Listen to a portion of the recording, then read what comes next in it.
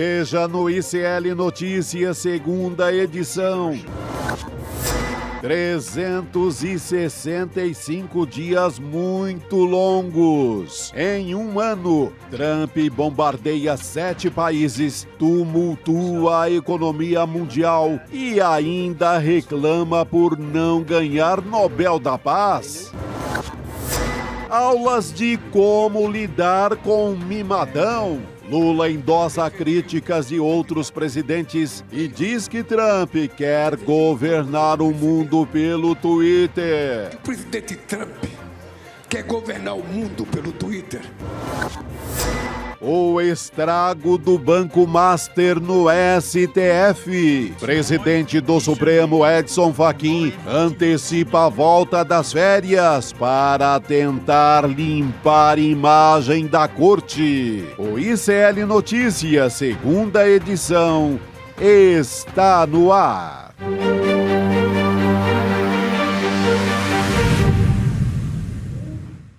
Olá, boa tarde. Hoje é terça-feira, dia 20 de janeiro de 2026. Sejam bem-vindos e bem-vindas ao ICL Notícias, segunda edição.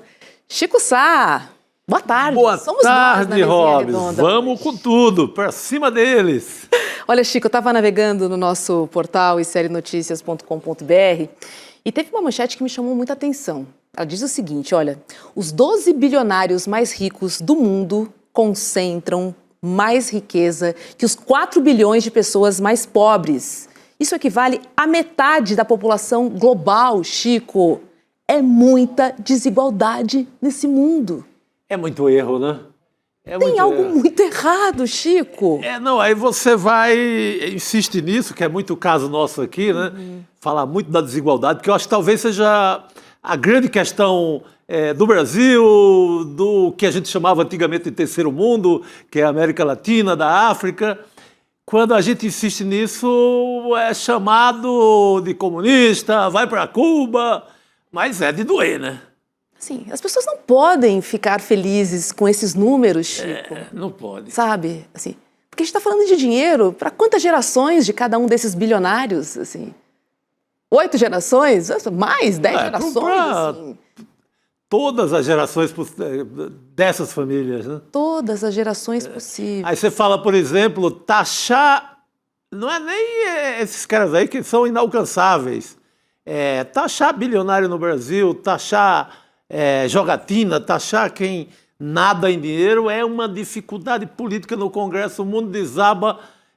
Você tem um eleitorado aqui que ainda não entendeu e defende esses caras. Mas seguimos, né, Roberta? Seguimos. Batendo nesses caras, todo dia. De verdade, é uma indignação. Total. Assim, e aí eu penso, né, na nossa luta, no nosso acordar todos os dias, enfim, um papel importante que a gente tem aqui no ICL também, para que, enfim, a massa crítica se manifeste também, porque por boa vontade também isso não vai mudar. Não, de forma alguma. Só muda chutando a porta desse povo. Senão não vai. A gente sabe que não vai. Pois é. Olha só, vamos começar o nosso jornal, gente, porque o presidente Lula fez críticas a Donald Trump hoje, no dia em que o estadunidense comemora ou completa um ano de segundo mandato. Em evento no Rio Grande do Sul, Lula comentou os impactos globais causados pelo uso das redes sociais.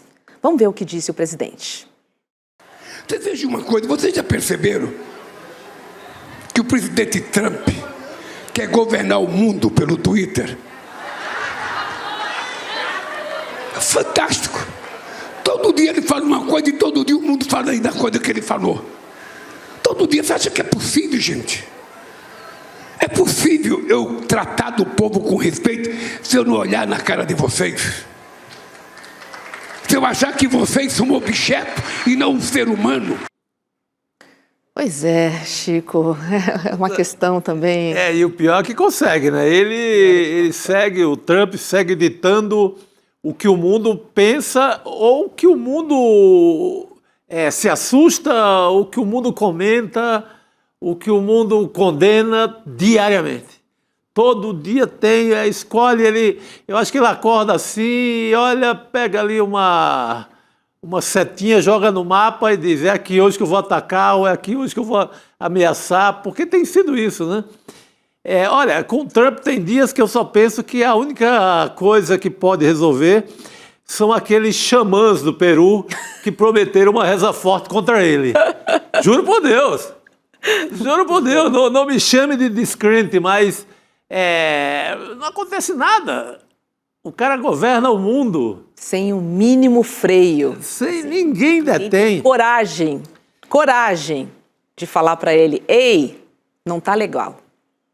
E a maneira de dizer isso é agindo, né, Chico? Sim. Porque verbalmente a gente sabe que não funciona. Por isso eu vou chamar agora o Luiz Costa Pinto para conversar com a gente. Luiz Costa Pinto, fazer uma pergunta de milhões aqui. Você acha que Trump tem jeito, Luiz? Boa tarde. Olha, Roberta, boa tarde, Chico e quem nos assiste. Eu sou, na política, eu sou um consequencialista. Eu acho que os homens e mulheres, né, que estão na vida pública, as lideranças, têm que ter noção das consequências do que falam, do que propõem, dos seus gestos. E o presidente Trump está para reduzir a termo, né, essa invocação dos xamãs peruanos que o Chico Sá falou. Ele está pedindo contra si uma Operação Valquíria. Vamos lembrar que a Operação Valquíria foi a tentativa de contenção do Adolf Hitler já durante a Segunda Guerra Mundial pelos próprios oficiais nazistas que perceberam, um grupo deles percebeu que Hitler tinha passado da medida, tinha passado do ponto.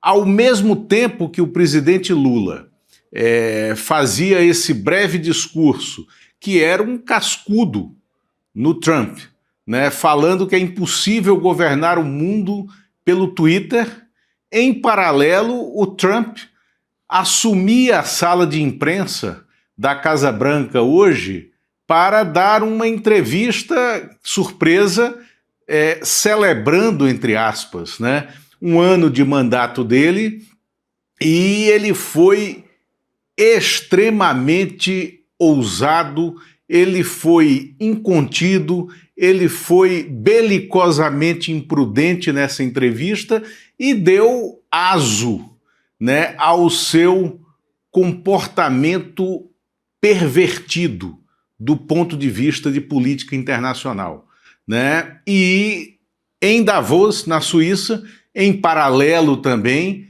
a manifestação dos principais países europeus, né, do bloco econômico europeu contra essas ações do Trump, né, essas ações que estão se traduzindo em uma iniciativa bélica na Groenlândia, já com consequências. Então, voltando ao ponto, o Trump está pedindo uma Operação Valquíria contra si. Tomara que aconteça, grande Lula Costa Pinto, bom tê-lo aqui em mais uma terça-feira.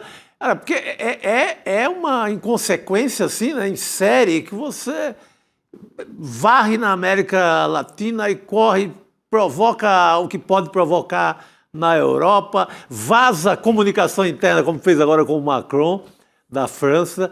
É um negócio desembestado. Quando a gente acha que já viu tudo, Chico, no dia seguinte ele vem com uma nova. É desembestado, né? Sem regulamento, sem amarra, ninguém segura. Mas eu creio que agora uma Europa, uma comunidade econômica europeia, que até agora ajoelhou, né, Lula, aos pés do imperador do mundo, ajoelhou, aceitou tudo, recuou num ponto que batia muito forte no Trump, que era na questão das Big Techs, que muitos países europeus tentaram regular, apertar aqui, apertar acolá, afrouxaram a corda também para atender o Donald Trump. Mas agora, com essas ameaças, eu creio que alguém vai tomar jeito de alguma maneira. Pelo menos é minha aposta política para os próximos tempos. As reações do ponto de vista econômico já começaram, né? A Europa está decidida a aplicar o código bomba, né, contra os Estados Unidos, com a imposição de taxas exorbitantes como as americanas e também de multas, né, a acordos financeiros, e suspendeu o acordo de bloco, né, do bloco econômico europeu com os Estados Unidos, o acordo tarifário. Isso aconteceu agora à tarde, né? Mas tem um dado além disso. O Donald Trump tentou aniquilar a ONU. Ele tentou criar esse bloco, esse conselho da paz, esdrúxulo da paz, né? E o Brasil rejeitou a presença nesse conselho. Aliás, o ICL vem cobrindo muito bem toda essa trajetória desse conselho, né, com as reportagens do Jamil Chad, que vem mostrando paulatinamente a escalada, né, dessa rejeição brasileira e do resto do mundo, né, a essa tentativa do Trump de humilhar a ONU, né? E no evento que ele vai fazer quinta-feira em Davos, ele estará ao lado apenas de países como Argentina, Paraguai, Marrocos, que estão entrando nesse conselho, né? Mas é um conselho fadado ao insucesso. Chico, você acha que a gente pode sofrer consequências pelo fato... Tudo bem que o governo ainda não se manifestou oficialmente, não vai na fundação, mas você acha que pode ter consequências se o Brasil, de fato, declinar? Eu creio que não, porque é um conselho fictício, né? Um conselho paralelo à ONU.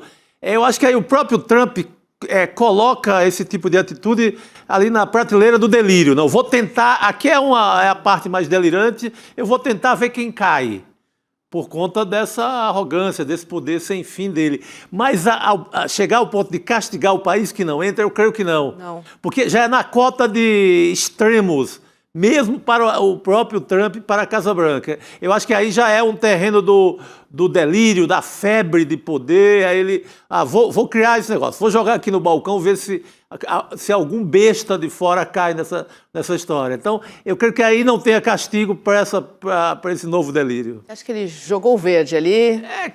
Quem for e der aquele bilhão que ele está pedindo, recebe e tal, e segue o jogo, mas é um circo tão sem tamanho esse aí que eu creio que não esteja dentro da cota daquelas medidas que terão castigo, represália.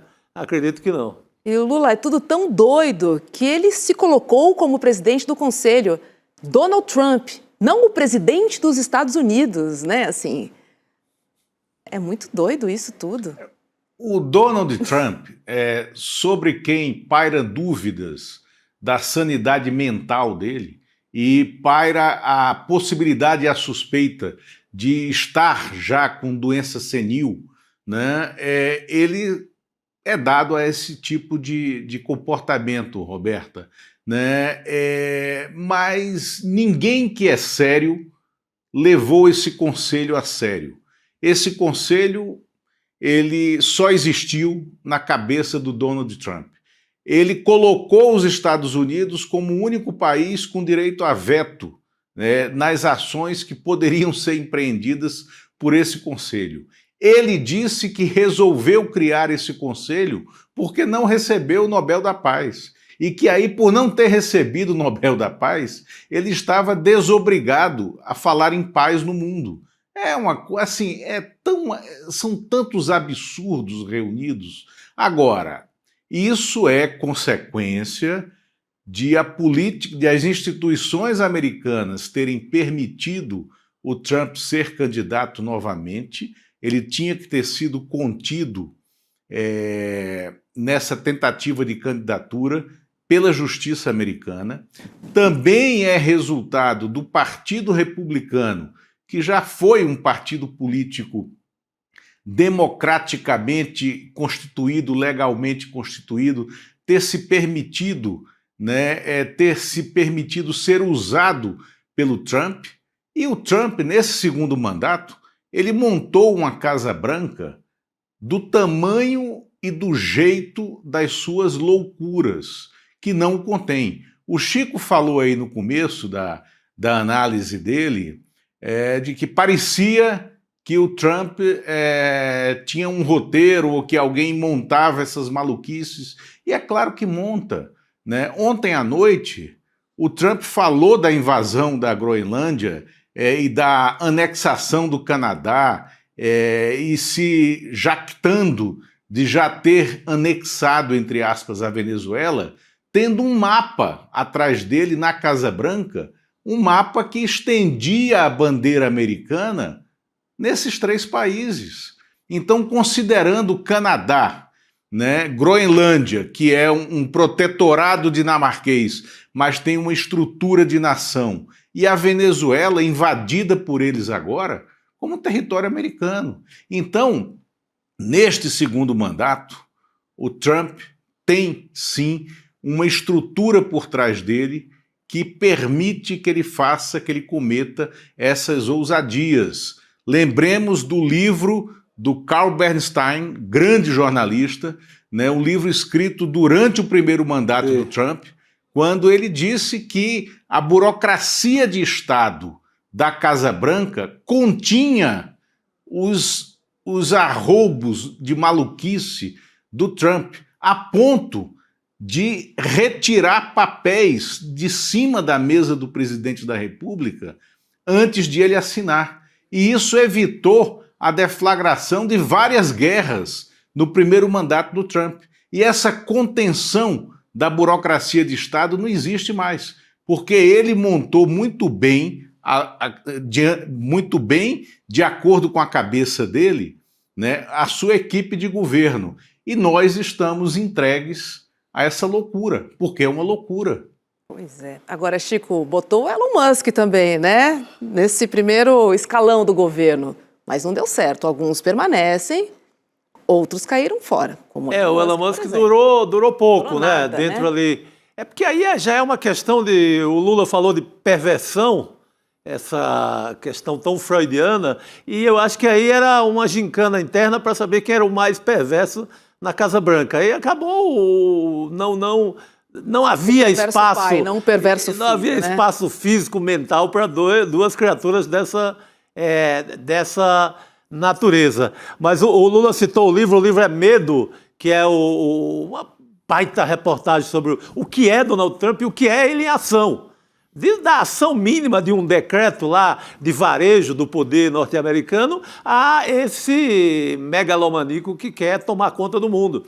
E que quer, inclusive, ele para que, assim, pensando que o desejo só se realiza a partir de uma imagem dele, ele gera sempre esse tipo de imagem que gerou agora com a Groenlândia e com o Canadá, que é pega o mapa, bota a imagem dele lá como se já pertencesse aos Estados Unidos. Lembra que ele fez também, Lula e Roberta, com Gaza. Com Gaza, ele fez em inteligência artificial um grande hotel de veraneio para o mundo inteiro a partir de Gaza. Então, ele gosta de construir, na perversidade dele, construir essa imagem que é a imagem idealizada que logo mais ele pretende realizar. Olha, daqui a pouquinho a gente vai falar mais de Donald Trump com a jornalista Fernanda Simas, tá bom?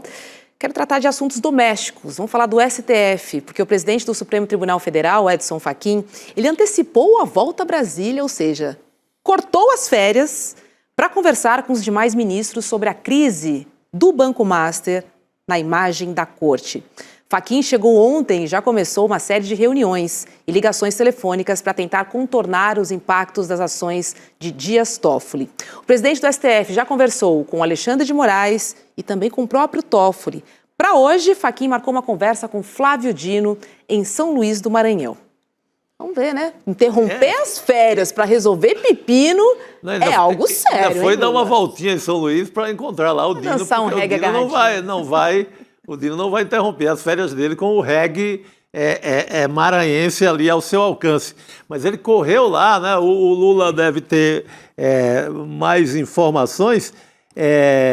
Não sei se ele falou com os distintos ministros, Lula, da sua cartilha, do seu código de ética que ele sonhava implantar. Não sei se ele chegou nesse momento tão delicado de Chico, caso Master. Ele chega a tocar nisso, será? É exatamente isso que ele está conversando, né? Ele está conversando sobre o ministro Fachin quer retomar, quer iniciar o ano do judiciário, agora em fevereiro, já com o Código de Conduta do Poder Judiciário encaminhado para ser aprovado no Conselho Nacional de Justiça, do qual ele é presidente também, porque presidem o Conselho Nacional de Justiça os presidentes do Supremo Tribunal Federal, e é o foro legal, é o foro autorizado para esse debate. Esse código de conduta já era necessário antes da eclosão, né, desse caso Master Reag, né, BRB. Né, vamos dar nome aos bois.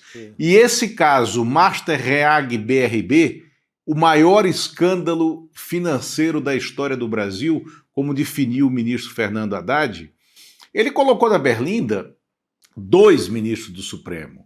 Dias Toffoli, que avocou para si todas as ações desse caso, e o ministro Alexandre de Moraes, que acabou de cumprir um papel histórico na punição, né, nas sentenças propostas aos golpistas do 8 de janeiro de 2023.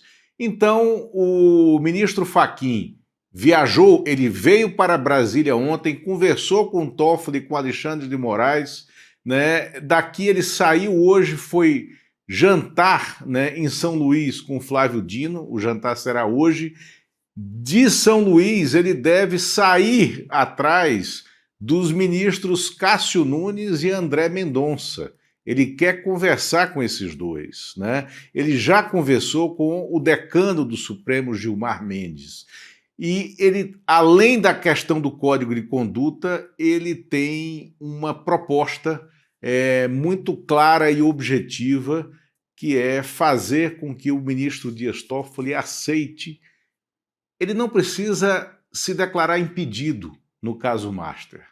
Ele precisa apenas aceitar, abrir mão deste caso no Supremo, porque nada justifica a permanência do caso Master Reag BRB no Supremo Tribunal Federal. A princípio, não há ninguém com foro privilegiado sendo investigado. Então, a proposta do ministro Fachin é que o caso seja devolvido à Justiça Federal Criminal do Distrito Federal, aonde ele começou, né? Feito isso, você tira dos ombros do Supremo Tribunal Federal toda essa carga de desconfiança e as coisas passam a caminhar daí para frente no ano que já será muito tenso, esse ano eleitoral de 2026, com os ministros Cássio Nunes e André Mendonça, os 2 ministros bolsonaristas do Supremo, como presidente e vice-presidente do Tribunal Superior Eleitoral. Será que ele vai conseguir tirar do STF, Chico? Eu sempre fico me perguntando por que o Toffoli quer tudo para si. Assim, por que ele quer ter o controle da informação? Por que ele tem receio de compartilhar? Sabe, para mim vai além da função ali no STF. É tudo muito estranho. Olha, seria excelente para o país, excelente para o Toffoli, principalmente nessa altura, que está com o nome aí em jogo nessa história, devolver isso para quem de direito, uma vara lá do DF para tocar a história com a Polícia Federal e vamos embora.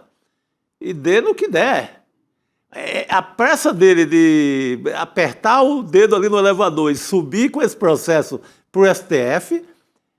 foi meteórica. Dá o que falar. Não é? Quando havia apenas um rascunho de um possível contrato de uma compra de imóveis do Vorcaro com o deputado federal da Bahia, que agora não me lembro. João Carlos Bacelar. João Carlos Bacelar, exatamente ele. Então, a pressa leva a essa sua desconfiança, a minha desconfiança, a desconfiança do Lula, a desconfiança do país. Sigilo. Foi muito... E depois descobre-se uma ponta de negócios que envolve a família dele num balneário, num resort lá no Paraná. Então, seria assim, de bom tom, para dizer, já que a gente falou de código de ética, que ele, a partir dessa proposta do Fachin, se faz de doido e deixa levar. Exatamente, ganha tempo, né, Chico? Sim. Ganha tempo, devolve para a origem, que é a Justiça Federal Criminal, e o Supremo Tribunal Federal, que é a Corte Constitucional do país. Ela ganha tempo para resolver essas questões. Perfeito. Pois é. E olha só, meninos, o TSE, ele divulgou uma proposta inicial da Corte para as regras sobre propaganda eleitoral. Presta atenção, tá? Porque essas mudanças tratam do calendário eleitoral, manifestações, né, na pré-campanha, também sobre as pesquisas e critérios para a distribuição de recursos eleitorais, que são de responsabilidade pela remoção de conteúdos digitais. Falta ainda o tribunal anunciar uma ampliação de normas voltadas especificamente para o uso de inteligência artificial. E isso é o que mais preocupa. Por isso, o TSE abriu ontem o prazo para o envio de sugestões da sociedade para essas novas regras eleitorais. E quem quiser enviar suas propostas, as suas ideias, é só acessar o formulário eletrônico disponibilizado no site do Tribunal Superior Eleitoral até o dia 30 de janeiro. Então, se você tiver ideia e puder contribuir, nossa, é sempre muito bem-vindo, principalmente se você tiver conhecimento, né, dessa tecnologia. Porque Lula, a gente já antecipou há muito tempo que o grande desafio dessas eleições de 2026 se refere à inteligência artificial. É muito difícil hoje em dia você perceber o que é real e o que não é. Olha, Roberta, Chico, eu sou muito pessimista em relação a esse regramento que o TSE vai definir com a atual composição do TSE. O corpo técnico de carreira do tribunal é muito bom, mas ele é muito governado, né, pela composição de ministros e, sobretudo, pela composição dos ministros do STF que integram o TSE. E, como eu disse antes, o TSE vai ser presidido pelo Cássio Nunes e o vice-presidente vai ser o André Mendonça. Esses dois bolsonaristas, eles vão dar o rumo da agenda dos julgamentos e da velocidade dos julgamentos. Nessa proposta inicial de debate, de discussão, é muito gasosa, né, a determinação de investigação e a proibição, né, que o TSE faz em relação ao uso da inteligência artificial em material de campanha, né? Então, eu acho que o TSE está entrando muito tarde nesse debate e desaparelhado do ponto de vista técnico para fazer essas interferências. E propaganda eleitoral numa eleição presidencial com um país tão fraturado, tão calcificado do ponto de vista ideológico como nós estamos, ela é fundamental. Então, nós estamos realmente atrasados nesse debate e é fundamental que a sociedade entre nele, mas é importantíssimo que o ministro Cássio Nunes, que vai presidir o TSE, se dê, né, um pouco de abertura para essas sugestões de intervenção da sociedade na campanha eleitoral. Ou será um massacre? Eu sou completamente pessimista. Acho que não vai acompanhar esse ritmo da inteligência artificial, da perversão toda dos comitês de campanha, principalmente da extrema-direita, que tem uma habilidade tremenda em lidar com isso.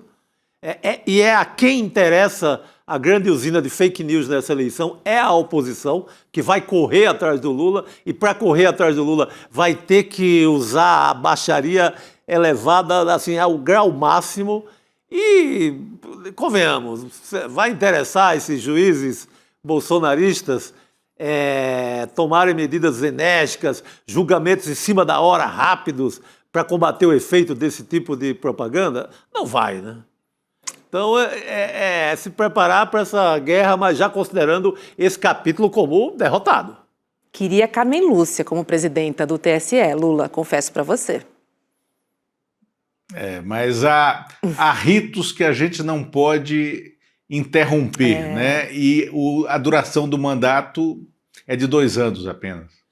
Eu acho até que vai ter uma reação da militância da esquerda, que costuma ser combativa, a esse material produzido pela oposição, pela candidatura do Flávio Bolsonaro, que é o escalado até o momento. Vai ter o combate vai ser esse. Se depender de justiça eleitoral, adeus, esquece.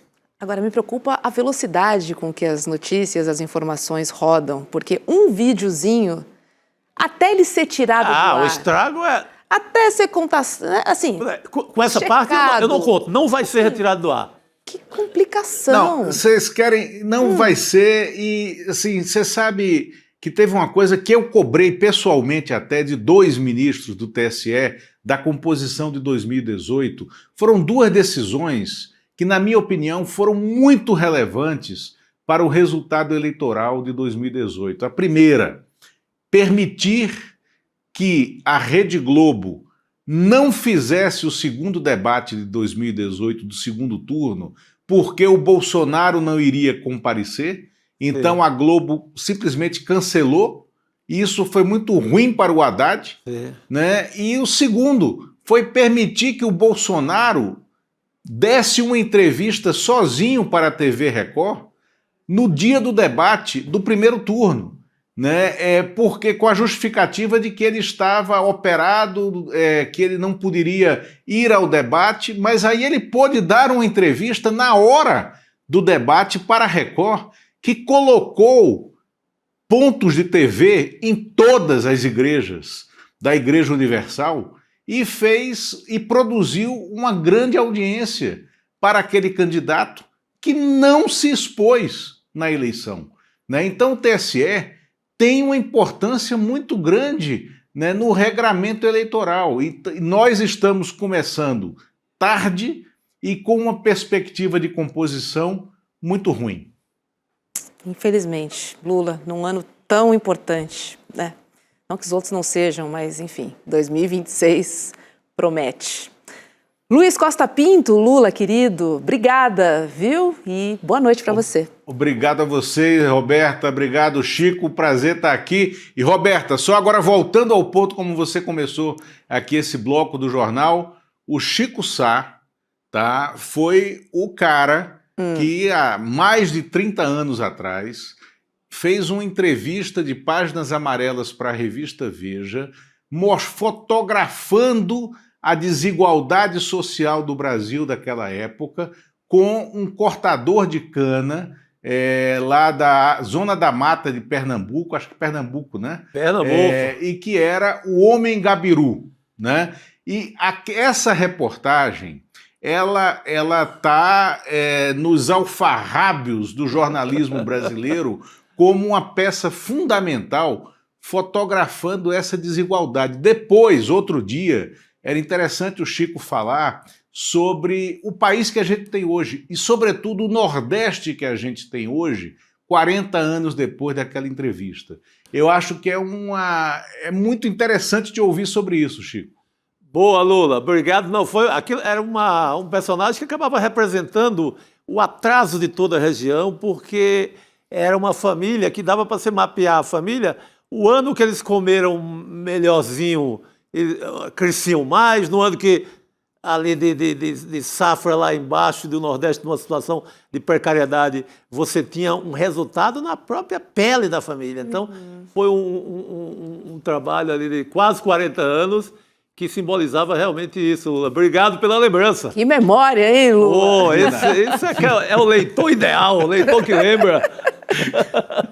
Obrigada, boa noite. Abraço, tchau. Até mais, querido. Chico, você é uma fera. Boa. Inspiração. Levante a minha bola. Aqui boa. nessa mesa com você, além de ser o meu vizinho querido. Obrigado, amados e amadas. Olha só, gente, o ano acabou de começar né? E o clima de incerteza já domina os mercados globais. Diante de conflitos internacionais cada vez mais imprevisíveis e escândalos financeiros pipocando, tá aí Banco Master, né? Não me deixa mentir. Saber como construir um patrimônio sólido pode garantir um futuro mais seguro para você e também para sua família. Por isso eu tenho um convite imperdível, tá? Vem aí o Mapa da Mina com Eduardo Moreira. O Mapa da Mina é o maior evento para quem quer investir em 2026. Um evento tradicionalíssimo aqui do ICL, tá?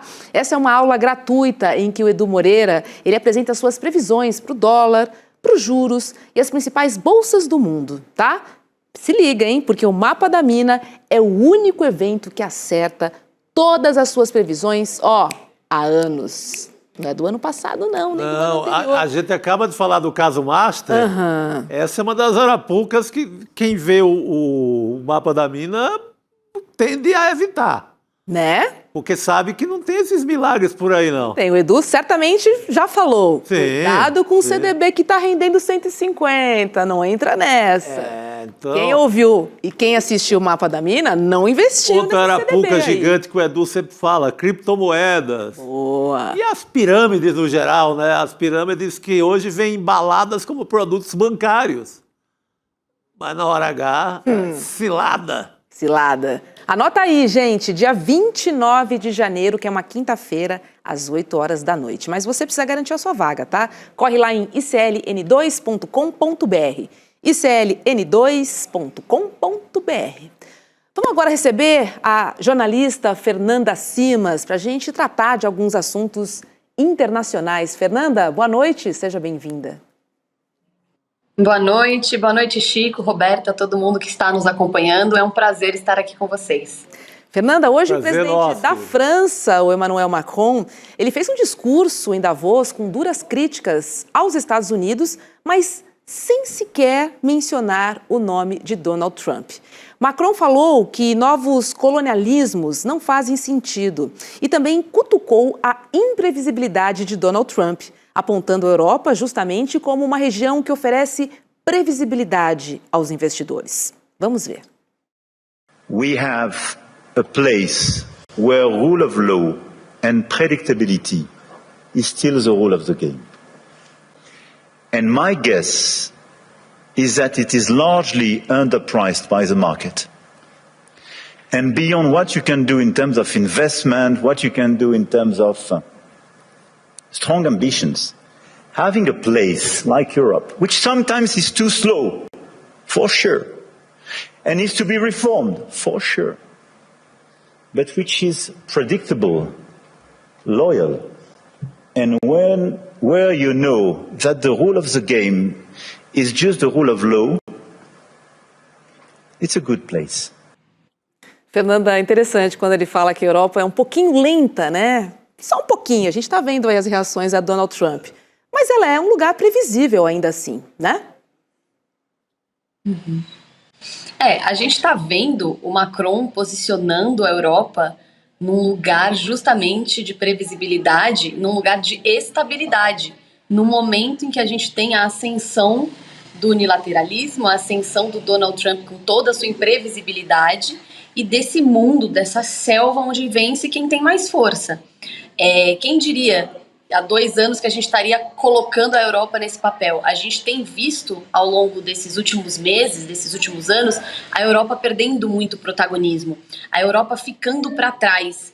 E aí o Macron vem com essa fala e aproveita esse momento, porque é um momento que a gente vê justamente o antagonismo entre a visão de mundo e o modo de agir do Donald Trump e o modo do Macron e de outros líderes mundiais que estão tentando, de alguma forma, combater esse estilo do Trump.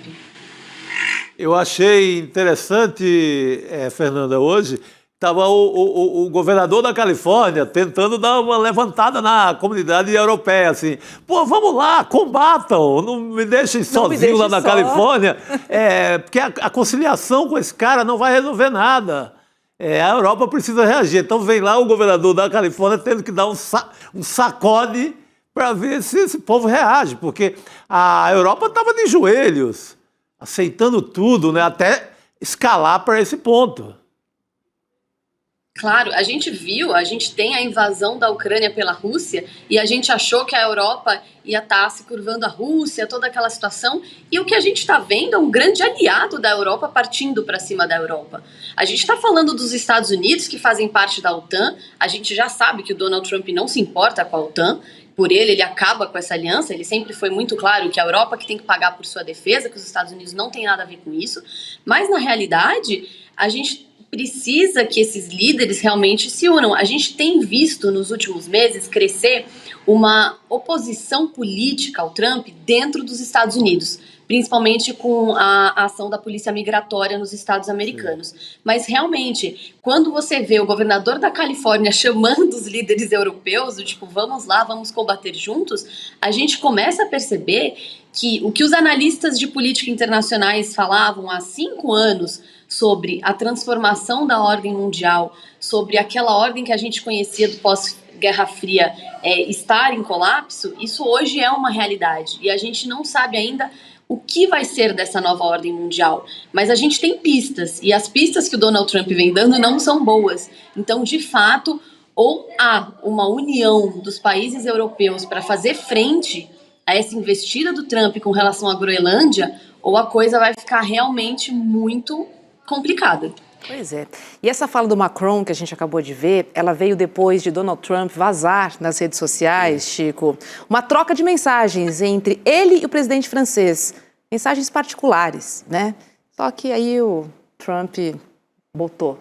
Nos prints, o Macron questiona Trump sobre a pressão. A gente está vendo o print aí ao lado. Ele questiona o Trump sobre a pressão, né? Que ele está fazendo para ter a Groenlândia, chega até a dizer, eu não entendo o que você está fazendo. E aí Macron até admite alinhamento com os planos de Trump para o Irã e para a Síria, convida o presidente dos Estados Unidos para um jantar em Paris e disse que sim, que poderia organizar um encontro do G7 depois de Davos. Ou seja, ele estava ali conversando, trocando, tentando ali, né, de uma forma ainda negociável, conversar, né, com o presidente estadunidense. Que bota isso a público, Fernanda, sabe? Perde de Eu verdade. acho que a partir de agora todo mundo vai tomar bastante cuidado nessa comunicação informal com o Trump. Então, né? assim, todo mundo tem medo de ir na Casa Branca. Agora todo mundo tem medo de trocar mensagens com o Donald Trump também. E vai isolando, e vai isolando. Exatamente. A gente vê a atuação de um líder da grande potência mundial ser uma atuação, no mínimo, infantil, totalmente irresponsável de ficar simplesmente divulgando as mensagens entre líderes de Estado, presidentes, né? Isso não tem o menor cabimento. A gente acha que isso não é uma cena adequada da gente estar, inclusive, tendo que discutir dentro de política internacional. Mas a realidade é que ele é um showman e ele vai fazer sempre de tudo para estar à frente dos holofotes. O problema é que isso tem impactado a política dele para o mundo. Então, assim, até onde vai? Eu acho que a postura do Macron nas mensagens foi uma postura de quem mostra isso muito assertivamente. Vou com você em algumas posturas, e ele fala isso nas posturas que lhe dão segurança. Claro, quando você fala da questão do Irã, quando você fala em combater o Estado Islâmico. Mas é isso, o que você está pretendendo? Até onde você quer ir? A gente não pode esquecer, ele acabou de invadir a Venezuela, capturou um presidente, ele tentou fazer alguma investida no Irã, ele foi alertado de que não era a mesma situação da Venezuela, que ele não poderia fazer aquilo sem ter uma repercussão muito grande dentro do Oriente Médio, e aí agora vem com tudo a questão da Groenlândia. Pois é. E ainda falando dessa treta, o presidente dos Estados Unidos, o Donald Trump, anunciou que vai botar tarifas, impostos de 200% sobre os vinhos franceses, caso o presidente Emmanuel Macron não aceite aderir ao seu Conselho da Paz. Olha, é uma briga de garoto mimado, né? Ah, não vai fazer o que eu quero? Então tá, então vou botar esse imposto para você, vou essa pegar taxa para você. O produto que é o produto que me representa vinho. no mundo inteiro. Mas não botou champanhe, né? Só botou o vinho francês. Ô, Trump, faltou o champanhe francês aqui na sua lista. Não é não? Champanhe só tem na França. Exato. As tarifas são a ferramenta do Trump, né, para resolver as brigas que ele compra. A gente também viu desse 1 ano de governo dele que as tarifas levaram a muitos prejuízos econômicos dentro dos Estados Unidos e ele precisa prestar atenção nisso porque ele tem uma eleição de meio de mandato que pode mudar completamente o rumo do governo dele, mas ele continua com um tom ameaçador e a gente sabe que isso ele não vai mudar. Ele vai continuar sempre falando que vai impor as tarifas e quando ele tirar alguma tarifa foi porque teve negociação, foi porque alguém baixou a cabeça. Então esse é o estilo dele, a gente viu nesse 1 ano e eu acredito que vai continuar por aí, a não ser que a gente tenha uma mudança de cenário nessas eleições nos Estados Unidos desse ano. Pois é. E olha, Chico, Trump confirmou que vai se reunir com líderes durante essa semana na cidade suíça de Davos. Isso para tratar do seu desejo de tomar a Groenlândia e já avisou que não pensa em desistir. Depois dessas afirmações, o Trump postou imagens geradas por inteligência artificial para ilustrar o seu plano. Olha só, para você que está só nos ouvindo, nessa imagem aí, você vê o Trump, né, o vice-presidente, o J.D. Vance. Tá também com essa foto o secretário de Estado, o Marco Rubio aí. É o trio maldito. Estão plantando a bandeira americana na Groenlândia, gente. Na foto também essa plaquinha, né, Chico, que está escrito Território dos Estados Unidos estabelecido em 2026. Ele antecipa nas imagens, como ele fez em Gaza com aquele hotel. Ele costuma antecipar esse desejo dele em imagens de inteligência artificial. Aí está a Groenlândia, que é o que ele acha que vai colocar os pés amanhã. Pois é. E tem mais uma aqui, Fernanda, já vou te passar. Vou te pedir para a nossa produção colocar essa outra foto, porque também foi gerada por IA. A gente até comentou já aqui no jornal que a gente vê numa reunião, né? O Trump com líderes europeus na Casa Branca. E na montagem tem a Groenlândia, o Canadá e também a Venezuela pintados com a bandeira dos Estados Unidos. Então, como você disse, Chico, ele vai antecipando o próximo, ele vai jogando. Ele gosta de fazer essa guerra, antecipar, né? Ele antecipa uma vitória no embate que ele está tendo com essas imagens, porque é dado como uma verdade consolidada. Imagina se eu vou debater isso, se eu já coloquei essa imagem como uma verdade absoluta e resolvida e não tem acordo. Como é que eu vou sentar numa mesa, seja onde for, para negociar, se eu já disse que são favas contadas? Eu desenhei, né? Tá aí. O plano é esse e eu vou executar. Tipo esse recado, né, Fernanda? Exatamente. Ele coloca dessa forma, e a gente não pode esquecer que o grande público eleitor do Trump está nas redes sociais. Eles vivem da realidade das redes sociais. Muitas vezes essas pessoas não se informam por jornais, por telejornais, enfim, podcasts, o que quer que seja. Eles estão só nas redes sociais e compram tudo que é dito ali como verdade absoluta. A gente sabe o poder que as redes sociais têm. E é como o Chico estava falando, na hora que ele coloca como uma verdade absoluta, ele testa, ele está testando qual vai ser a reação do mundo com relação a essa verdade absoluta que ele colocou. Foi o que aconteceu com a Venezuela. Ele sabia, e todos os conselheiros dele sabiam também que a reação de oposição à questão do Nicolás Maduro seria muito diferente do que seria com o Irã. Por isso que ele avançou na questão da Venezuela, mas não na questão do Irã. Existem outras coisas em jogo. Mas o modus operandi é esse. Ele joga na rede social, ele coloca como verdade e espera para ver o que vai vir de oposição, se vier alguma oposição. E olha, quem deu uma resposta, uma boa resposta para o Trump, foi a presidenta da União Europeia, a Ursula von der Leyen, que disse que a soberania da Groenlândia é inegociável. Essa fala foi feita durante o Fórum Econômico Mundial em Davos, na Suíça. E também, sem citar diretamente os Estados Unidos, ela criticou a possibilidade de imposição de tarifas entre aliados. Vamos ver. And this is why the proposed additional tariffs are a mistake, especially between long-standing allies. The European Union and the United States have agreed to a trade deal last July. And in politics, as in business, a deal is a deal. And when friends shake hands, it must mean something. Full solidarity with Greenland and the Kingdom of Denmark.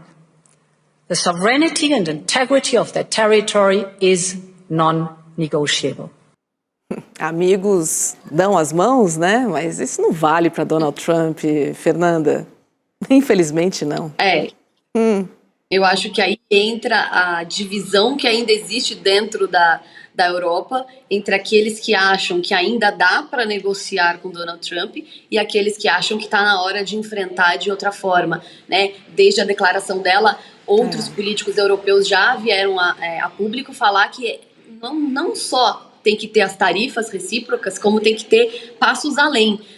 Pensando na questão das empresas americanas que estão dentro da Europa, que também acabariam prejudicadas, enfim, uma forma de repente, pressionar mais o Trump, porque quando você pressiona o empresariado americano, você vai, consequentemente, pressionar o presidente americano.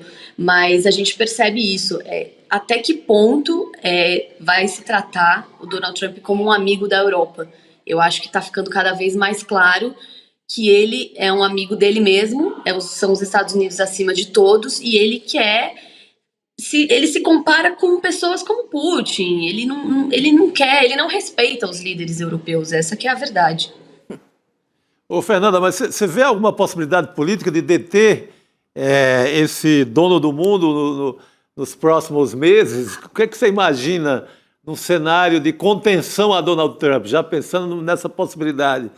Porque se avança, se chegamos em julho nessa mesma medida, ele terá tomado o Canadá, Groenlândia, a própria Dinamarca, se brincar. Não é uma possibilidade, com esse avanço vai virar Hitler? O recurso que interessa, eu invado o território. Acho que é um pouco por aí, né, Fernanda? Sim, infelizmente é por aí mesmo, e é como eu falo, de acordo com o que vem de consequência ao que ele fala, ele vai tomando as ações dele. Então a gente percebe isso, né? Ele tem esse modus operandi mesmo, e eu acho que, sinceramente, nesse momento, para que se mude alguma coisa, eu acho que o freio é interno. Eu acho que um resultado das eleições de mandato que diminuam o poder dos republicanos dentro dos Estados Unidos é algo que faz o Donald Trump parar internacionalmente. Por quê? Porque aí você vai ter um Congresso com mais força, um Congresso que de fato vai poder votar e aprovar um impeachment. Então as ações do Trump vão ter que ser diferentes, porque se ele é empichado, acabou. Então assim, eu acho que neste momento eu vejo como freio mais uma questão interna do que externa.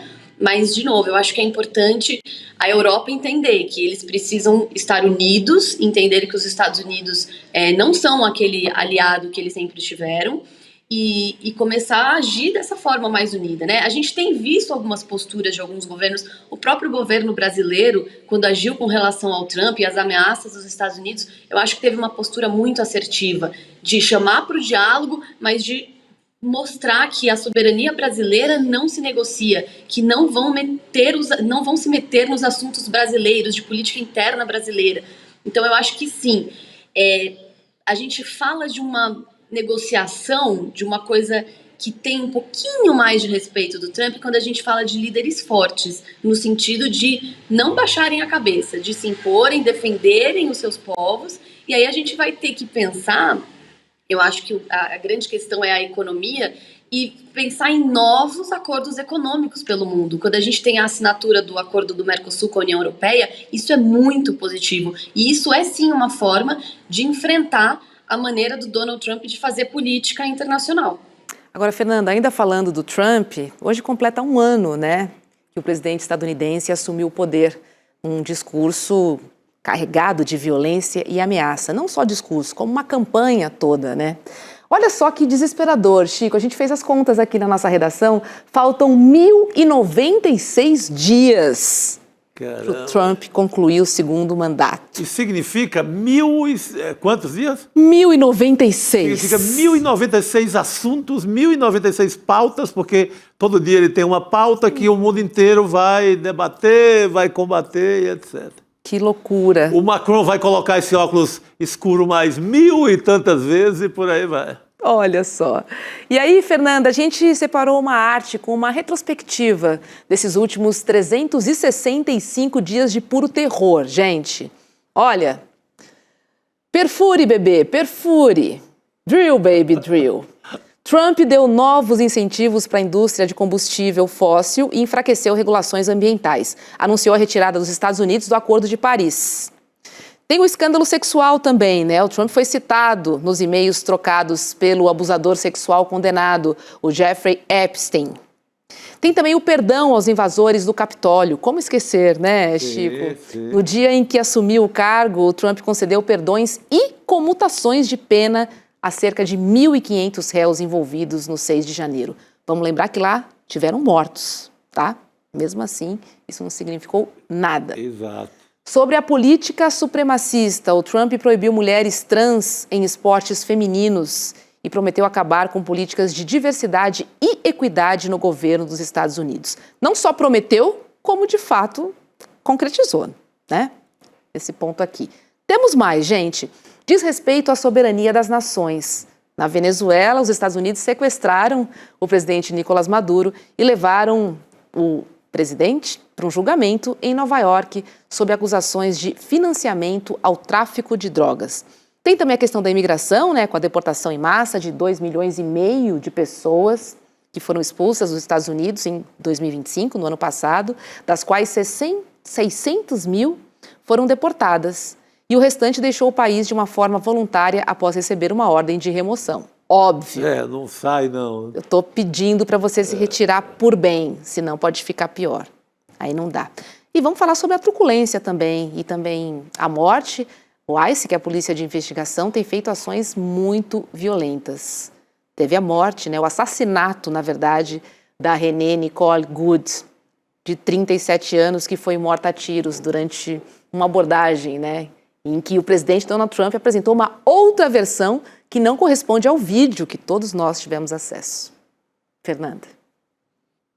Exatamente. É um ano de decisões lamentáveis, para dizer o mínimo. Eu acho que a gente tem diversos crimes de guerra que foram cometidos ao longo desse um ano, e muitos com a anuência do Donald Trump, muitos com incentivo do Donald Trump.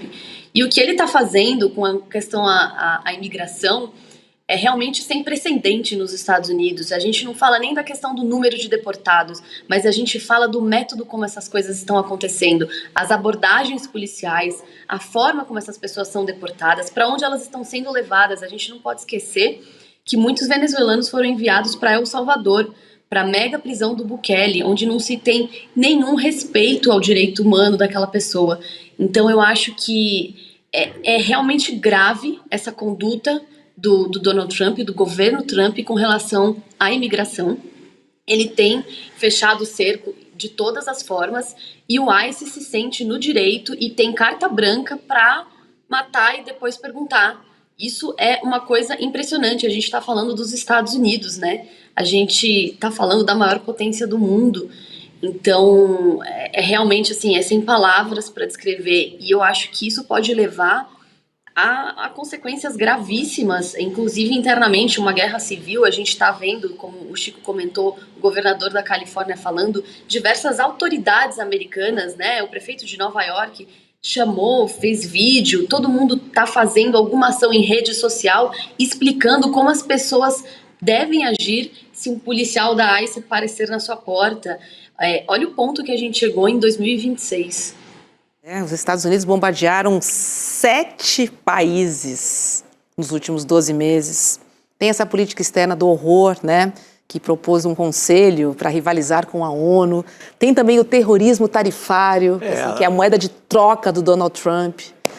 Aqui nós passamos meses e meses assim, com prejuízos enormes. É porque, como houve a vitória depois, esquece que foram meses e meses de... Por exemplo, pessoal dos pescados, da indústria de pescados no Ceará, sem exportar. Se o governo não compra para a merenda escolar, apodrecia, se perdia tudo. Então, foram meses de terror também contra o Brasil. E depois teve aquele flerte do Lula com o Trump ali na Assembleia da ONU e a gente esqueceu tudo. Aquilo engoliu como uma magia os meses de terror. Passaram os exportadores do Brasil. Sim, sim. Que rapidamente conseguiram ali, né, se virar. A gente pensava até numa dificuldade ainda maior, mas o Brasil aproveitou esse desafio para diversificar o mercado também. Sim, acabou dando nisso. Exatamente, as consequências das ações do governo Trump, elas vão muito além, né, da própria política internacional, e a gente vai ver resultados disso tudo por muitos anos. Mesmo depois, se o Trump sai da presidência, a gente vai continuar vendo. A gente sabe que o desmonte de um governo, o desmonte de uma estrutura democrática, ela tem repercussões por muitos e muitos anos. Não é tão simples depois você remontar e você querer voltar a uma funcionalidade, ao respeito às leis. Não é assim que funciona, né? Agora, uma outra consequência, Chico, que o mundo sente é que, como a gente tem um governo imprevisível e com uma força bélica absurda, os países também começam a se preocupar com as suas defesas, né? Então a gente vê uma corrida novamente, tudo indica, né, armamentista, porque os países se sentem inseguros, né? A gente sabe que isso também não é para amanhã, mas de qualquer forma é sempre bom pensar nisso. Claro, olha, pense em relação ao Brasil. Agora, com esse domínio sobre a Venezuela, os Estados Unidos têm 2.000 quilômetros de fronteira no miolo da Amazônia. É preocupante, sim.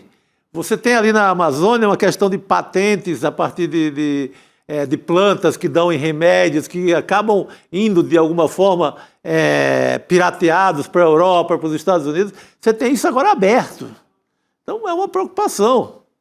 A própria União Europeia também está preocupada com isso, né? Com a sua segurança, Fernanda.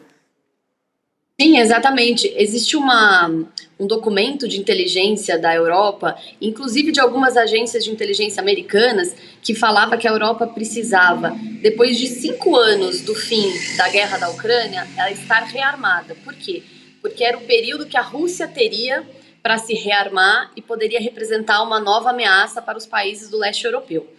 Agora a gente vê que eles estão precisando correr mais ainda contra o tempo, porque eles têm os Estados Unidos batendo na porta. Então isso é alarmante. A gente tinha um plano, a gente vinha discutindo isso desde o ano passado, né? A Europa vinha discutindo isso desde o ano passado, maneiras de se rearmar, o realistamento obrigatório no exército. A gente vê a Alemanha falando em formar o exército novamente, a França está querendo alistamento obrigatório. Então você vê uma mudança de postura dos governos com relação a isso.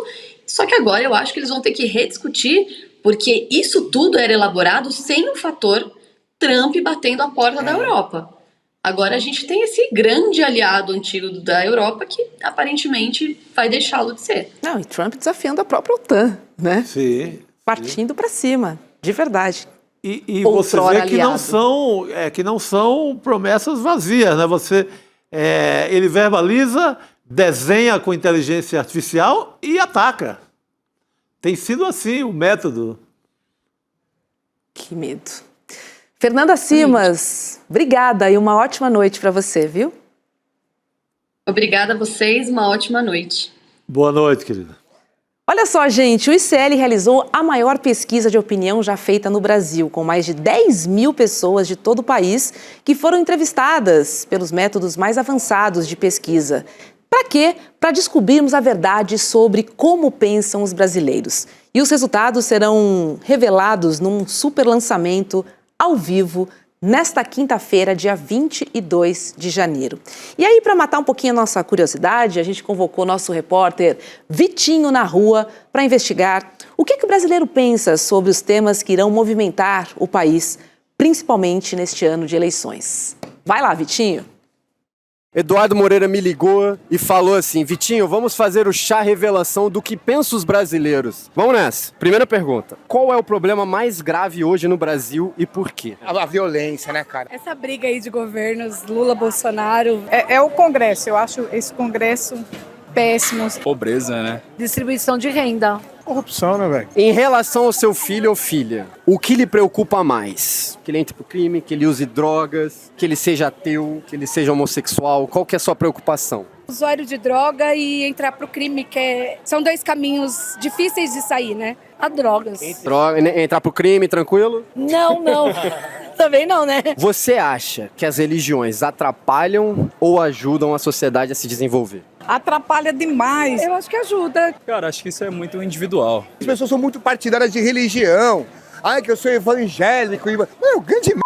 Eu creio que Jesus é o caminho. Depende das pessoas. Tem pessoas que não têm caráter, né? Em todas as religiões. Mais uma pergunta. Vocês sabem o que é o feminismo? Vocês acham que ele é necessário na nossa sociedade hoje? Claro, cara, com certeza. Acho que se um movimento que ajuda algo relevante, com certeza, vale a pena existir. Porque tem gente que fala, ai, que é mimimi. Não é. Não, é necessário. Eu, particularmente, eu não concordo, mas respeito. Tinha até um sósia do Chico Alves ali no finalzinho, você viu? Muito bom, gente. Os resultados da pesquisa, a verdade sobre como pensam os brasileiros, você vai descobrir ao vivo na Super Live de lançamento nesta quinta-feira, dia 22 de janeiro, às 8 da noite. Anota aí, hein? Tem Eduardo Moreira, Gessé Souza, Castro Rocha, Luiz Costa Pinto, o antropólogo Luiz Eduardo Soares e a Tatiane Cruz. Garanta sua vaga. Corre lá, icl.com.br/pesquisa. Chico, vai ser uma live interessante, inclusive para os políticos, né? Que querem fazer a sua campanha, que já estão pensando ali no que vão prometer. Então é bom um grande mapa, aí, né? É um grande mapa para os comitês de campanha, para os candidatos. O candidato, seja de que coloração ideológica for, ele tem ali, olha, é por aqui que eu vou, é com esse discurso que eu vou conversar com esse tipo de eleitor. Então você tem ali o roteiro perfeito. Muito bom. Quinta-feira, tá? Às 8 horas da noite. Corre lá e se inscreva. Olha só, a gente recebe agora o economista José Cobori, para a gente analisar alguns temas do dia. Cobori, boa noite, seja bem-vindo.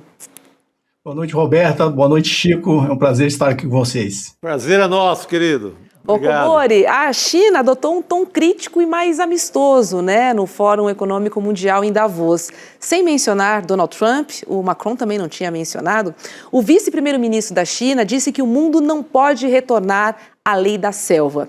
E o líder chinês foi além, dizendo que os dois países vão ganhar com a cooperação e perder com o confronto, e que eles devem se ajudar para prosperar juntos. A gente separou um trechinho da fala. Vamos assistir.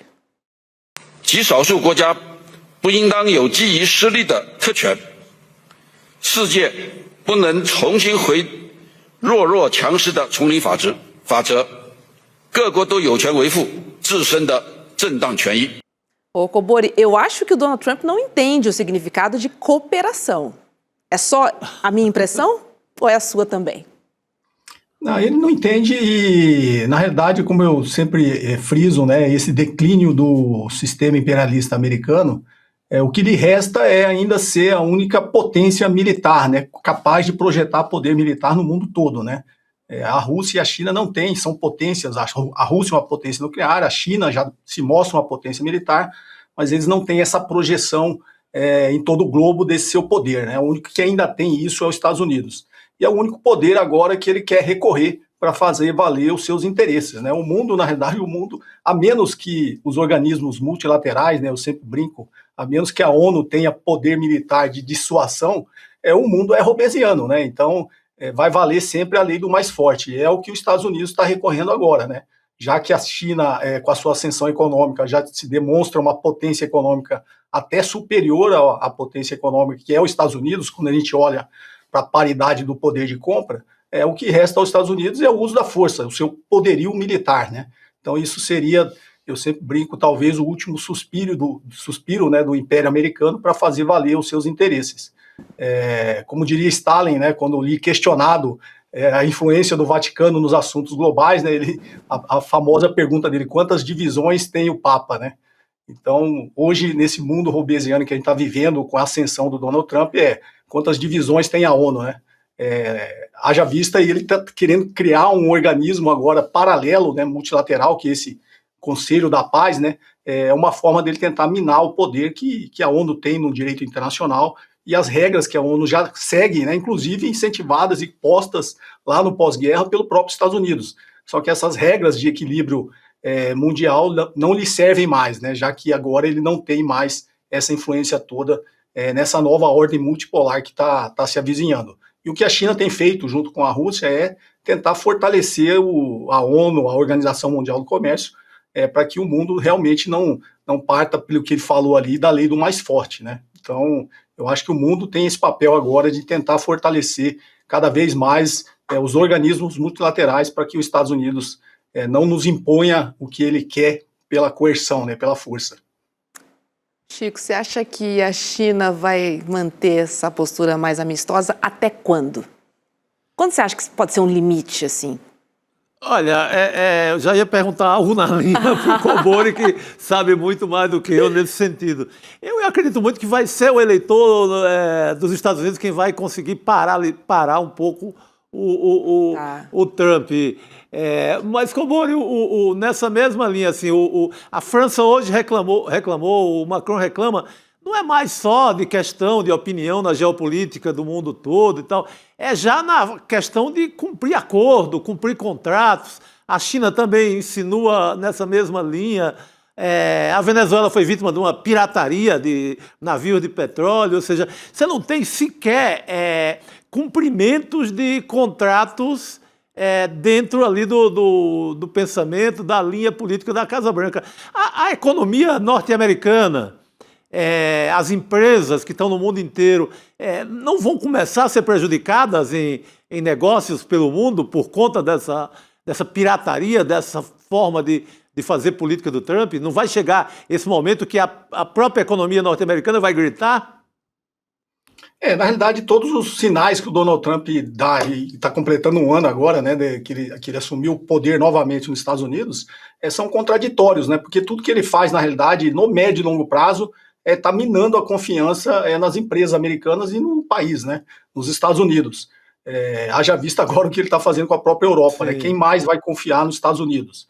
O próprio acordo Mercosul-União Europeia foi acelerado por isso, né, a União Europeia se vendo, apesar de ser um continente bastante vassalo, né, aos interesses americanos, ele está vendo que os Estados Unidos, com essa coerção que ele fez também com a guerra tarifária na União Europeia, a União Europeia precisava diversificar os seus mercados, né? Então esse acordo que já se estendia a negociação há 25 anos, na realidade foi acelerado justamente por essa postura dos Estados Unidos, né?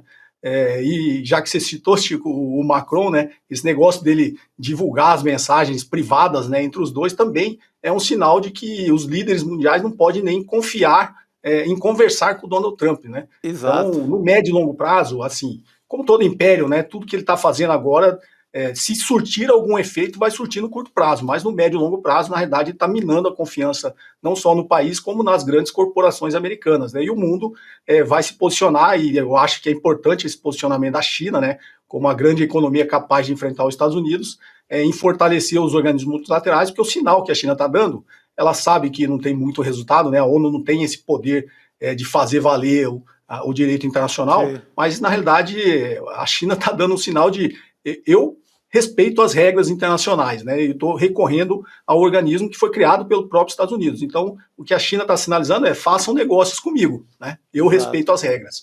No limite é o que o mundo está procurando, né? Os Estados Unidos já tinha minado um acordo da União Europeia lá em 2004, quando a União Europeia começou a tentar fazer algum tipo de acordo com a China, os Estados Unidos minou isso. Mas agora eu acho que é irreversível, né? O próximo passo da União Europeia é tentar se aproximar muito mais do continente asiático, para diversificar os seus mercados, porque ele não pode ficar de forma nenhuma na mão dos Estados Unidos, né? Não dá para ser refém de Donald Trump, definitivamente. E olha, tá todo mundo em Davos, inclusive a presidenta da Comissão Europeia, a Ursula von der Leyen. E ela falou sobre o acordo, né, do bloco com o Mercosul. A Ursula disse que o acordo é um marco para o comércio mais justo e sustentável. A gente lembra que o acordo saiu do papel depois de um quarto de século, ou seja, 25 anos em meio à imposição de tarifas e sanções de Donald Trump. Cobori, o mundo está em Davos e os recados chegam por todos os lados, né? Inclusive, Donald Trump daqui a pouquinho está lá também. Na realidade, assim, apesar de ter sido um movimento muito mais geopolítico, né, esse acordo da União Europeia com o Mercosul, acho que o Brasil precisa tomar cuidado, né, porque esse acordo, na verdade, nos remete lá exatamente à estratégia do Império Britânico contra o próprio Estados Unidos, né, que queria que os Estados Unidos continuasse sendo uma potência agrícola, e para isso eles tinham derrubado todas as barreiras, né, tarifárias aos produtos agrícolas americanos, na intenção de fazer com que os Estados Unidos não sentisse estimulado a ser uma potência industrial. E os Estados Unidos não aceitou isso, né? Na realidade, esse acordo nosso agora, a gente está aceitando isso, né? A gente continuar sendo uma potência agrícola, que é onde a gente tem a vantagem competitiva com o resto do mundo, Por isso a França foi muito contra, né, tentando defender os seus agricultores, mas abrindo o nosso mercado a produtos manufaturados, a produtos industrializados, né.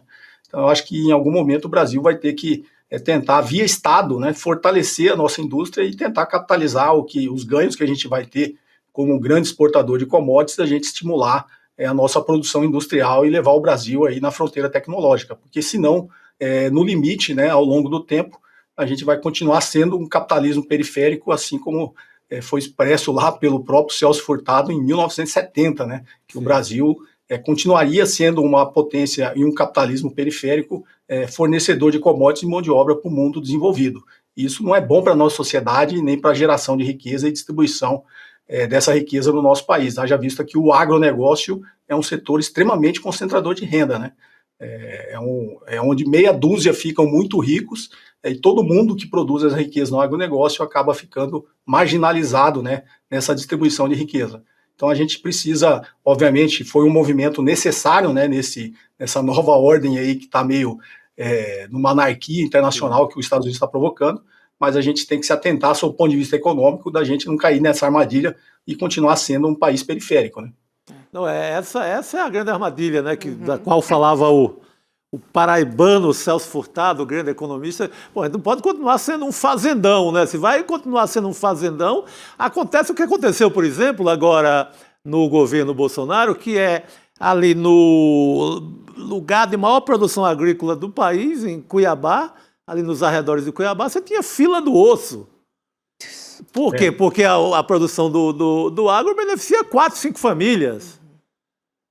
E nada mais. 4 castas ali, e não chega na periferia da capital. Não estamos nem falando lá dos grotões, lá de lugares mais pobres, assim. Então, esse é o cuidado, Cobori. Você tocou no ponto fundamental. E a gente pega agora a cobertura toda que foi feita em torno do acordo, você não vê um industrial falando, você não vê um produtor, sei lá, de material hospitalar do Brasil, você não vê ninguém animado e dando um pitaco ali nessa cobertura do acordo. Você só viu os representantes do fazendão. Comemorando, né? Exatamente, como você lembrou bem, Chico, o nosso querido Celso Furtado, né, paraibano, o Nordeste é um grande produtor dos intelectuais brasileiros, então todos vêm de lá, né, a despeito de todo o preconceito que a elite brasileira tem, e eu gosto muito do Celso Furtado, e ele mostra muito bem exatamente nisso que você falou, essa armadilha, e só lembrando, fazendo um adendo aí da fila do osso, né, para você ver como o capitalismo selvagem realmente não tem coração, né? Depois que saiu na mídia que existia uma fila do osso que era jogado fora, né? E as pessoas estavam pegando, eles viram que tinham demanda, que eles passaram a fazer? Cobrar pelo osso também, né? Então isso é um lado muito perverso do capitalismo. Mas lembrando aí o Celso Furtado, e ele fala que os industriais brasileiros, né, que produziam produtos para o capitalismo central de baixo valor agregado, que faziam parte da elite, para eles era muito satisfatório, né? Porque eles continuavam acumulando riqueza e sendo o serviçal do capitalismo central. E o que a nossa tendência, como você lembrou aí, os industriais que estão defendendo esse acordo são justamente esses mesmos industriais que a gente chama de maquila, né? Que não produz a tecnologia, não produz o produto aqui, só montam os produtos para serem vendidos aqui. Então a gente está vendo esse cenário se repetindo exatamente como nosso querido Celso Furtado nos alertou lá em 1970, né? Exatamente. A gente viu o governo celebrar muito, né? A gente viu poucas críticas, na verdade, a esse acordo entre a União Europeia e o Mercosul, né? Pouquíssimas críticas. Pouquíssimas críticas. Que tem um vasto campo aí para ser explorado. Mas você não pode o papo ficar só ali na porteira do agro, não. Esse papo tem que vir para o parque industrial. Vir para terras raras, vir para coisas que o Brasil pode entrar não mais como a fazenda, mas como um país desenvolvido. Sim. Não é? Faltou essa parte. Inclusive no acordo aí também existe aí o potencial dessas empresas europeias explorar esse nosso campo da mineração, né? Bem lembrado pelo Chico aí, que no campo da mineração está incluso aí as nossas terras raras, né? Então o Brasil precisa, sob o ponto da estratégia geopolítica, também ficar atento a isso, né? Porque senão o governo fica comemorando, porque obviamente é um acordo, quando a gente olha economicamente, muito bom, né? A nossa economia vai continuar colhendo frutos econômicos de uma forma geral, só que a gente, na realidade, está perdurando, né? E protelando o nosso avanço enquanto uma potência saindo do capitalismo periférico, porque nós vamos continuar tornando o agronegócio cada vez mais rico, vamos continuar incentivando a nossa desindustrialização e perdurando essa concentração de riqueza no Brasil. Como diria a nossa querida Maria da Conceição Tavares também, o povo não come PIB, né? O PIB vai crescer, vamos comemorar, mas esse PIB vai continuar concentrado na mão de muito pouca gente. Pois é. Nosso começo de papo aqui hoje, que é sobre desigualdade. A turma do agro são, sei lá, 10 grupos, se muito.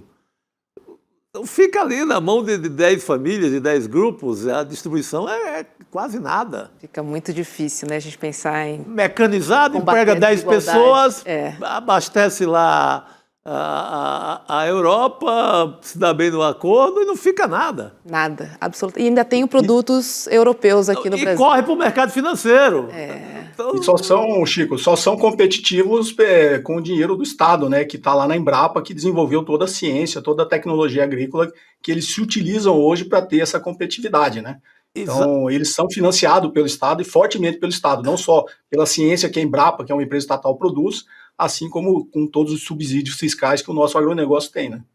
E você vê agora a Embrapa em apuros, não tinha uma emenda, não tinha uma emenda sequer, dessas emendas aí que a bancada do agro manipula diariamente, não tinha uma emenda dessa turma do fazendão para ajudar a tecnologia da Embrapa.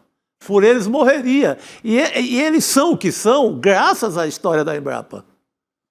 E graças, claro, aos cofres do Banco do Brasil, aos cofres, à ajuda pública que é dada ano a ano. Pois é, aí concentra, né? Vai concentrando, aí fica realmente difícil. Olha, gente, o ministro Fernando Haddad, ele quer que o Banco Central passe a fiscalizar os fundos de investimentos no país, atribuição que hoje é da CVM, que é a Comissão de Valores Mobiliários. A proposta do ministro, que foi encaminhada ao governo, veio após o escândalo do Banco Master. A CVM não gostou nada da ideia e emitiu uma nota dizendo que a autarquia sobre fundos de investimentos está estipulada por lei e não por atos do Poder Executivo. O documento destaca ainda que a CVM tem quase um quarto de século na fiscalização de condutas dos fundos. Cobori, queria te ouvir sobre essa queda de braços aqui entre CVM, Banco Central, enfim, quem teria essa autonomia de fiscalizar de fato, né? Porque casos como Banco Master, a gente pode lembrar aqui das lojas americanas, passaram, né? Exatamente. Na realidade, assim, existe essa separação, né, que o Banco Central seria o que fiscaliza as instituições financeiras, né, que atuam no sistema financeiro, e a CVM, que é a Comissão de Valores Mobiliários, como o próprio nome diz, valores mobiliários, né, fiscaliza o mercado, basicamente o mercado de capitais, né. Só que eu entendo a posição do ministro Fernando Haddad, que a economia evoluiu muito, né, e com a financiarização da economia, instrumentos do mercado de capitais, como os fundos de investimento, são utilizados fortemente pelas instituições financeiras também, né, que está no âmbito do Banco Central. Então, quando a gente olha o caso do Banco Master, né, lá atrás, o Banco Master, para quem se lembra, eu já falei aqui, se não me engano aqui, né, no próprio CL, que o Banco Master utilizou de fundos de investimentos, junto com o investidor Nelson Tanuri, né, e o controlador da Ambipar, para inflar os papéis da Ambipar para que eles pudessem ser dados em garantia na privatização da EMAI, né, que é a nossa companhia, empresa municipal de água e energia aqui de São Paulo, que depois de ser sugada, né, de ser tirada todo o seu caixa, ser utilizado e ter matado a empresa, eles entregaram essa empresa agora para a Sabesp, né, que também foi privatizada lá atrás pelo próprio Tarcísio. Então você vê que são movimentos que a elite econômica, né, se utilizando desses instrumentos que o mercado de capitais regula, para fazer esse tipo de jogada, né? Então, na minha visão, assim, o que o ministro Fernando Haddad está dizendo é que com a financiarização da economia, né, as instituições financeiras estão se utilizando desses instrumentos, que são os fundos de investimentos, e quando a gente for botar um raio-x, na realidade, os valores imobiliários, na realidade, estão dentro dos fundos de investimentos, né? Então, se eu fosse fazer como eu sou no mercado financeiro, uma analogia, assim, os fundos de investimento, na realidade, são empresas, né? São empresas, são condomínios de investidores. É uma empresa como outra qualquer, tem um CNPJ, tem personalidade jurídica própria, e essas empresas, na realidade, se utilizam de valores imobiliários para atuar no mercado. Então, fica essa queda de braço de que a CVM, como os fundos têm valores imobiliários dentro dele, seria sob o âmbito da CVM, mas eu acredito que a visão do ministro Fernando Haddad como uma empresa, né, com personalidade jurídica própria e que opera valores imobiliários, ela pode ser considerada também uma instituição financeira, né? É um instrumento financeiro que está sendo utilizado, principalmente agora, nesse caso que veio à tona do Banco Master, por instituições financeiras para continuar, no caso do Master, né, fazendo essa gestão temerária e, no limite, que a gente está descobrindo, uma gestão fraudulenta, né, para continuar inflando o patrimônio do próprio banco. Então, eu acho que, no limite, a gente deveria rever realmente a regulação, né? Mas, do jeito que está posto hoje, isso seria estaria sob o guarda-chuva da CVM, né? Só que a CVM, não sei se por falta de braço, eu conheço muita gente da CVM, de técnicos lá, muito competentes, né? Talvez tenha sido leniente, principalmente nessa liquidação dos fundos da REAG, né? Que eles estão fazendo isso, na verdade, há muito tempo. Uma coisa que, inclusive, qualquer investidor que entra no site da CVM conseguiria identificar, né, essa gestão que estava sendo feita nesse intrincado mundo dos fundos de investimentos, né, que eles passavam de um fundo para o outro, colocavam valores imobiliários que não valia nada e inflavam o valor desses fundos e depois o dinheiro estava voltando para o próprio Banco Master, né? Então, nesse circuito, eu acho que o que o ministro da Fazenda está falando é justamente isso, né? Ele se utilizou desse instrumento financeiro, que é um fundo de investimento, para continuar fazendo as suas fraudes, né? Então, eu acho que, no limite, com a evolução da economia e com a financiarização da economia, talvez realmente a gente tenha que rever os órgãos competentes para fiscalizar e regular fundos de investimentos. Vamos lembrar que o Banco Central ele foi decisivo, né, nas investigações do Banco Master também. Sim. Então, é isso. Vamos ver quem é que controla. O fato é que precisamos de controle, né, Cobori? Todos concordam quanto a isso. Cada vez mais, né, como diz nessa briga de gato e rato, né, se descobre como descobrir a falcatrua e lá na frente eles estão tentando descobrir como te enganar de novo, né? Então os órgãos de fiscalização e regulação têm que tentar estar sempre um passo à frente desses malfeitores, né? Pois é, eles ficam buscando as brechas, né, Cobori? Acho que eles agem dessa maneira, né? Então a fiscalização tem que estar muito atenta. Tá certo. E lembrando que a CVM aí, ela ficou um tempo sem o presidente, né? Que foi nomeado agora. Então, assim, com certeza teve algum problema de gestão ali para acompanhar esses problemas que estavam acontecendo no mercado de capitais. Cobori? Muito bom. Muito bom, viu? Obrigada por estar conosco nessa noite aqui no N2.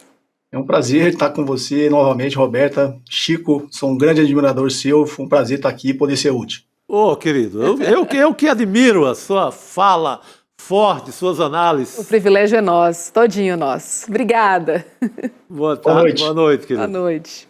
Olha, coladinho no N2 tem reprise do Precisamos Conversar e reflexões de Juliana Bauroni, Açucena, Márcia Tiburi e Sara Zara sobre o livro Coisa de Rico, do Michel Alcoforado. Aliás, sucesso. Sucesso absoluto. Sucesso absoluto. O homem mergulhou ali no universo dos ricos, dos emergentes, de quem acha que é rico, mas não é. Sabe? Então ele foi fundo ali nas fraquezas, digamos assim, humanas dessa gente. Muito bom, Chico. E logo depois do Precisamos Conversar, tem a representação do Espiritualidade em Ação e Frei Davi conversa com Renato Freitas e com o professor Marinho Soares, tá bom? Logo depois, então, do Precisamos Conversar.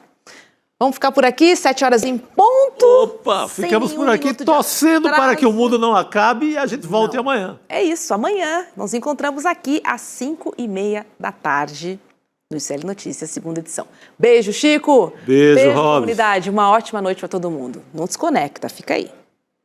Nos últimos meses, o mercado financeiro do Brasil viu de tudo. Dólar oscilando, bolsa surpreendendo, fundos multimercados se recuperando depois de anos. Enquanto isso acontecia, muita gente que segue o mercado tradicional simplesmente não entendeu nada. Porque a verdade é uma só. O que o consenso do mercado fala não é necessariamente o que acontece no mundo real. E é justamente por isso que no dia 29 de janeiro, às 8 horas, eu, Débora Débora Maganha votar lado a lado ao Eduardo Moreira no Mapa da Mina de 2026.